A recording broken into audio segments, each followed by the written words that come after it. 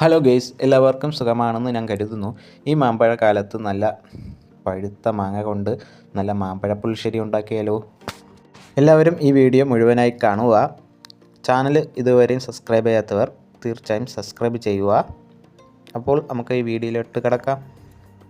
നമ്മൾ ഇതിനു വേണ്ടി എടുത്തിരിക്കുന്ന 3 മാങ്ങയാണ്. നല്ല പഴുത്ത തൊലിയൊക്കെ കട്ട് ചെയ്തതിനു ശേഷം ഈ പരുവത്തിൽ നമ്മൾ എടുത്ത് ഇതിൽ നമുക്ക് ചേർക്കേണ്ടത് തേങ്ങ, മുളക്, വെളുത്തുള്ളി, കൊച്ചുള്ളി, ജീരകം, മഞ്ഞൾപ്പൊടി, ഉപ്പ്, പിന്നെ ഇതിലേക്ക് കരിവേപ്പിലയും കൂടെ ചേർക്കാം. അപ്പോൾ ഇത്രയും ചെറിയ ഐറ്റംസ് കൊണ്ടാണ് ഈ നല്ല മാമ്പഴ പുളിശ്ശേരി നമ്മൾ തയ്യാറാക്കുന്നത്. തേങ്ങ, ചെറിയുള്ളി, വെളുത്തുള്ളി, ജീരകം, മഞ്ഞൾപ്പൊടി, ഉപ്പ് എല്ലാം കൂടി നല്ലപോലെ അരച്ചെടുക്കുക. ഒരു മീഡിയം ലെവൽ മതി അരച്ചെടുക്കാൻ. അരച്ചതിന് ശേഷം ഇത് മാറ്റി വയ്ക്കുക. അപ്പോൾ അതിന് ശേഷം നമുക്ക് ഇത് തയ്യാറാക്കാം. ഫസ്റ്റ് നല്ല ഒരു പാൻ വയ്ക്കുക. അതിലേക്ക് നല്ല വെളിച്ചെണ്ണ ഒഴിക്കുക.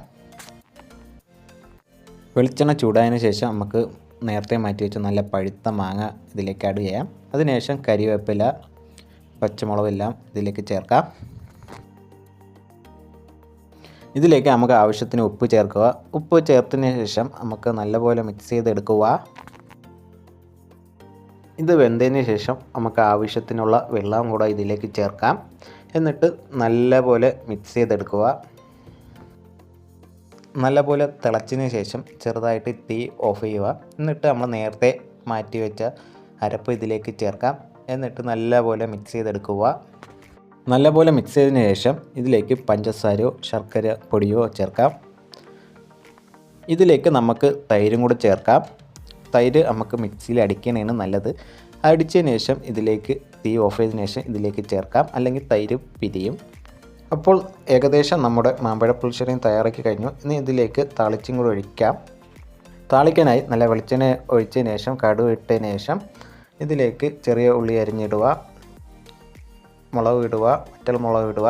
നല്ലപോലെ മിക്സ് ചെയ്തതിന് ശേഷം കരിവേപ്പില ഇടുക. ഇത് നല്ല ബ്രൗൺ കളർ വരുന്ന പോലെ മിക്സ് ചെയ്തെടുക്കുക. എന്നിട്ട് നമുക്ക് ഇതിലേക്ക് നമുക്ക് ചേർക്കാം. നല്ല താളിച്ചൊഴിക്കാം. അപ്പോൾ നമ്മുടെ മാമ്പഴ പുളിശ്ശേരി തയ്യാറാക്കി കഴിഞ്ഞു. ഈ വീഡിയോ ഇഷ്ടപ്പെട്ടാൽ ലൈക്ക് ചെയ്യുക, ഷെയർ ചെയ്യുക, സബ്സ്ക്രൈബ് ചെയ്യുക.